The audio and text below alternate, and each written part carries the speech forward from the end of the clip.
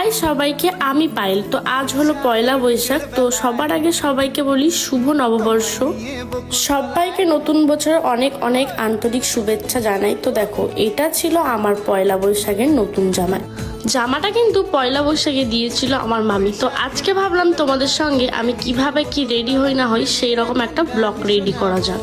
আমি কিন্তু এর আগে তোমাদের সঙ্গে এই ধরনের ব্লগ কখনো শেয়ার করিনি। তো আজকে আমি তোমাদের সঙ্গে এটাই শেয়ার করব যে আমি কিভাবে রেডি হই।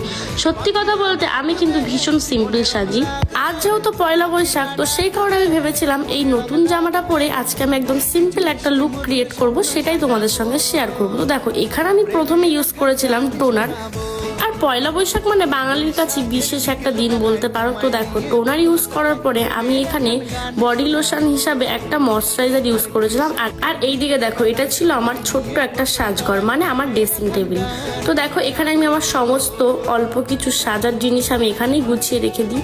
আর এটা কিন্তু ছিল একটা ময়শ্চারাইজার, ওই যে তোমাদেরকে বললাম ময়শ্চারাইজার না, এটা আমি বডি লোশন হিসাবে ইউজ করেছিলাম, খুবই ভালো।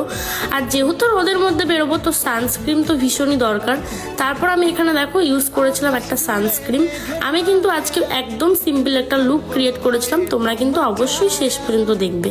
আজ কিন্তু পয়লা বৈশাখ, রেডি হচ্ছে ঠিকই, কিন্তু মনের ভিতর কিন্তু তেমন কোনো এক্সাইটেড আমার নেই। সত্যি বলতে আমার কিন্তু ভীষণ কষ্ট লাগছিল। আজ থেকে প্রায় কিছু বছর কি অনেক কয়েকটা বছর পেরিয়ে এসেছি আগে, আমি কিন্তু সেই মায়ের দেওয়া একটা ফ্রক পরেই মেলায় দৌড় মারতাম।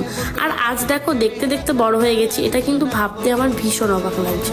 দেখো, কথা বলতে বলতে এখানে কিন্তু আমি মোটামুটি রেডি হয়ে গেছিলাম। একটা পরে নিয়েছিলাম ঘড়ি, যেটা কিনা নিজের টাকায় কেনা। দেন তারপর আমি এখানে পরেছিলাম লিপস্টিক। আর লিপস্টিক কিন্তু শেষ, ঘরে কিন্তু প্রচুর লিপস্টিক পরে রয়েছে, তাও জানি না কেন এই লিপস্টিকের মায়া আমি ছাড়তে পারি না।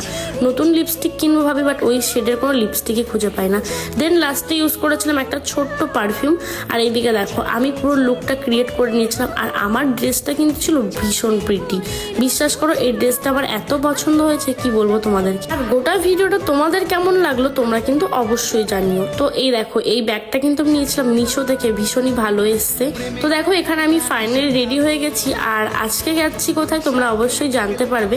আর আজ কিন্তু রেডি হয়ে চলে যাচ্ছিলাম কিছু ভিডিও আর ফটো তোলার জন্য। দেখো, আজ যেহেতু পয়লা বৈশাখ তোমরা সবাই জানো, তো সেই উপলক্ষে একটু ফটো তুলে নিচ্ছিলাম। এই ফটোগুলোকে না হয় মেমোরি হিসাবে রেখে দেবো। তো আমাকে কেমন লাগছে তোমরা কিন্তু জানিও অবশ্যই।